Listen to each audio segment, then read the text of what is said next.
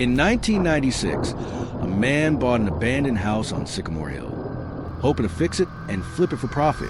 But after just 3 nights, he was never the same again, based on disturbing true events.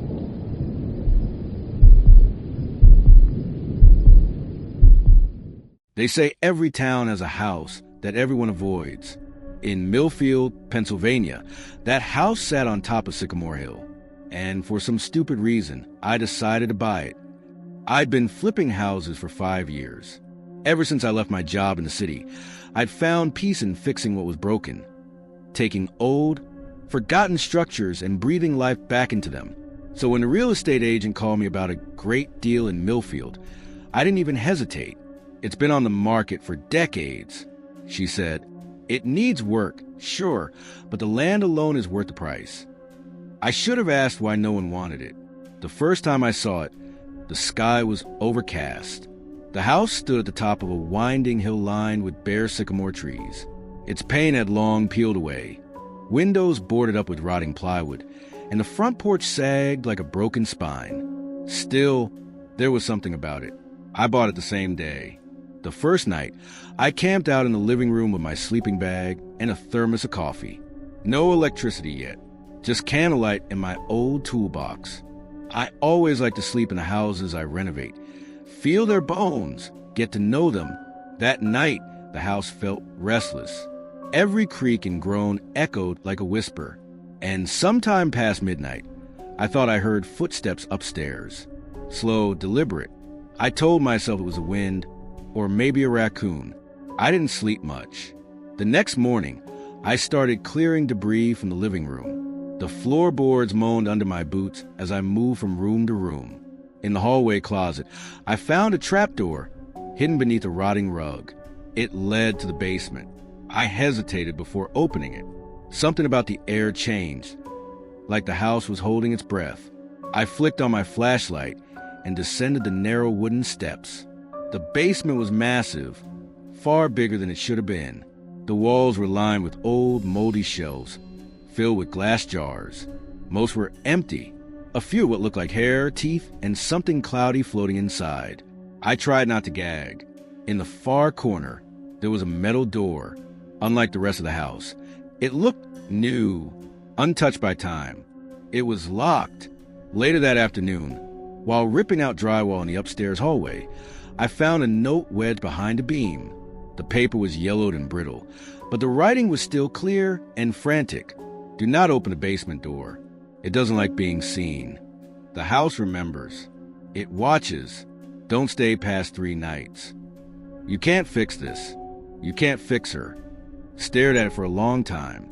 My first instinct was to laugh it off. Some bored teenager messing with the future buyer. But that night, as I lay in my sleeping bag, I felt something watching me from the staircase. Not someone. Something. The second night, I had a dream, or maybe it wasn't. I was walking through the house, but everything was reversed. The floor bled when I stepped on it. The walls pulsed like skin. When I reached the basement door, it opened on its own. There was a girl standing at the bottom of the stairs. Her hair hung in her face, wet and matted. She pointed up at me. Then she screamed, a high, shrill sound that didn't stop. I woke up gasping, my ears ringing. On the third day, I decided to check the basement door again, just to prove to myself it was nothing. It was open, not all the way, just cracked an inch. Enough to show the darkness beyond. Enough for the air to feel colder, thicker. I didn't go in.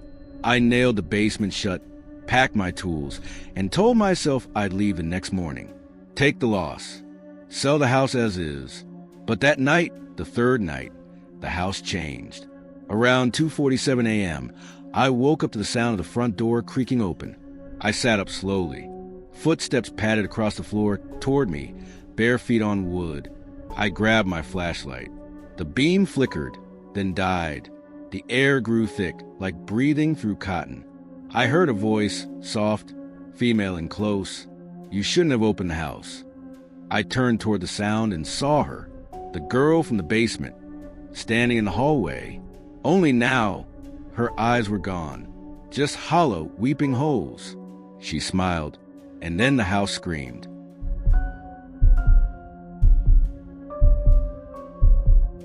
I thought I came to fix the house.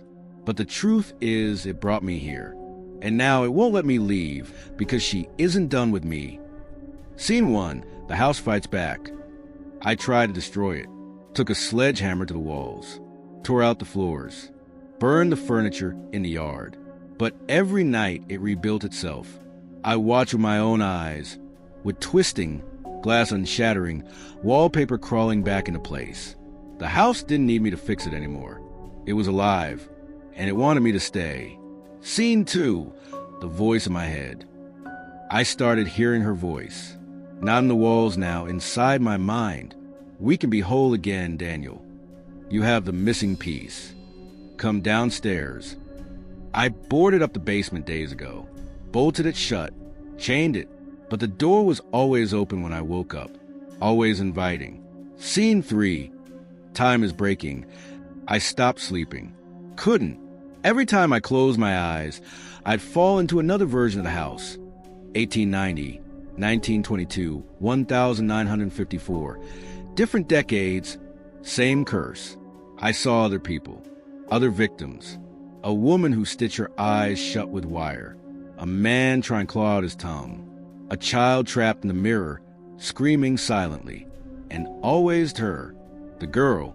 She never aged, never blinked. She just whispered one thing. Finish the house. Scene 4, the hidden room. I tore down the bedroom wall behind the old mirror and found a hidden staircase, not in any blueprint. Old, narrow, carved from stone. I followed it down deeper than the basement, deeper than the foundation. The air was thick with rot and memory. And then I saw it, a room of bones, thousands of them, arranged like furniture. A chair of ribs, a chandelier of jawbones, a crib full of skulls, all children. In the center of the room, a mirror that bled. Scene 5, the true story of the house. The mirror showed me everything, not in images, in feelings. A woman once lived here, an orphan, abused, forgotten. She tried to build a home for herself, brick by brick, but the pain twisted her. Her loneliness became hunger, and she began feeding on others, souls, not bodies. Every visitor added to her, made her stronger, more complete. But something was still missing. I need your name, she said in my mind. Your story, your guilt. She didn't want to kill me. She wanted to become me. Scene 6, possession begins. I tried to run, but my body wouldn't move. I stood before the bleeding mirror, my hands raised on their own. My face began to melt into the reflection. My mouth opened, and her voice came out. Thank you, Daniel. Now I am whole. I screamed, but no one heard. Scene 7, escape or not. I woke up outside, middle of town. Delight. A man walked by, smiled, nodded. Morning, Mr. Keller. I blinked. That was my name, wasn't it? Everything looked normal. I was clean, dressed, alive. I walked past the shop window and saw my reflection. It was me, but not me. My eyes were too dark. My smile, wrong. Behind my reflection, she was standing there, watching. Scene 8, new tenants. Back at the top of Sycamore Hill, the house stood proud, restored, beautiful, a for sale sign outside. Fresh paint, bright porch lights. A young couple pulled up in a van. I stepped out to greet them. Hi there, I said, smiling wide. I'm Daniel. Welcome to your new home. They smiled back. They didn't know. They never do. Final twist.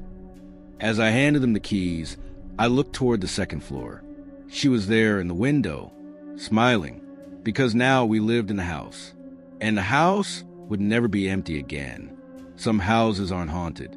They are the ghosts.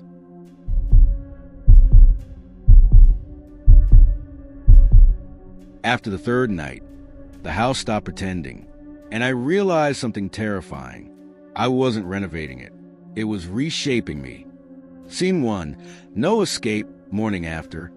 I left the house that morning. Or, I tried to. The sun had barely risen. The sky still an eerie gray when I grabbed my duffel bag, threw it in the truck, and drove down the hill. I passed the first sycamore tree, then the second, then the first again. I hit the brakes, put the truck in reverse, looked in the mirror. Same tree, same crooked bend, same busted wooden sign. Sycamore Hill, private property. No matter how far I drove, I ended up back at the house. It wouldn't let me go. Scene 2, the house rearranges. When I walked back inside, something had changed. The living room was backwards. The windows had switched sides. The staircase was now on the left instead of the right. Impossible, but there it was. The photos I'd taken earlier on my phone, gone. Deleted. The gallery folder was completely empty. No explanation. In the kitchen, the floor tiles were wet, like someone had just mopped them. But I hadn't been in there in 2 days. Then I heard humming. A soft, childish tune coming from upstairs. I didn't want to go, but I did. Scene 3, the upstairs room. The humming led me to a room I didn't remember. It wasn't in the blueprints. Should have been a storage closet, but inside was a small bedroom. Pink wallpaper peeling in long strips. A cracked mirror hanging above a tiny dresser. And in the corner, a music box playing by itself. It stopped the moment I stepped inside. There were scratch marks on the inside of the door, like someone had tried to claw their way out. I turned to leave, and the hallway was gone. Just a brick wall. I was trapped. Scene 4, voices and walls. I sat in the room for what felt like hours. My phone had no signal. No time. No light outside the window, just black. Then the walls started whispering. First, it was just soft murmurs, like a distant radio. Then I heard my name.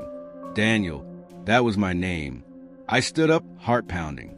The voice came again, louder, right behind my ear. You're gonna stay with us now. The dresser drawer rattled. I pulled it open, and inside was a set of small, bone-white teeth. Human. Child-sized. I screamed. Scene 5. The truth behind the house. Suddenly, the door swung open, not to the hallway, but back to the basement. I was in the house's stomach again.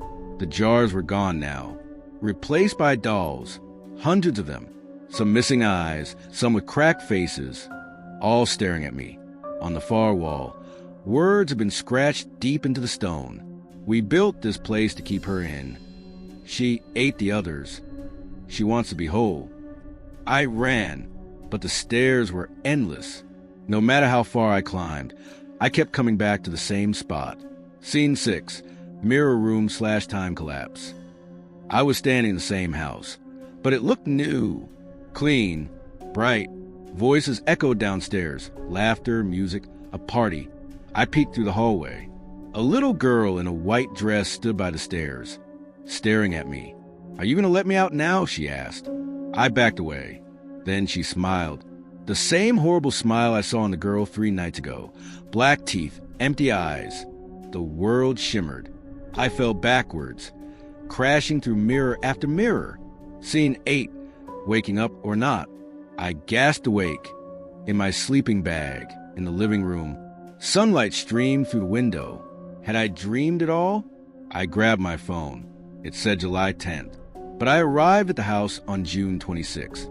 2 weeks gone. I checked my voicemail. 17 missed calls. My brother, my ex, my contractor, all asking where I was. I stepped outside. The sycamore trees were gone. The town below had vanished. Just fog. And behind me, the house had changed again. There was a new for sale sign in the yard. Recently renovated. Beautiful interior. Move-in ready. And beneath that, Agent Daniel Keller. That's me, but I never made that sign. Then the front door opened, and she was standing there. You live here now. To be continued.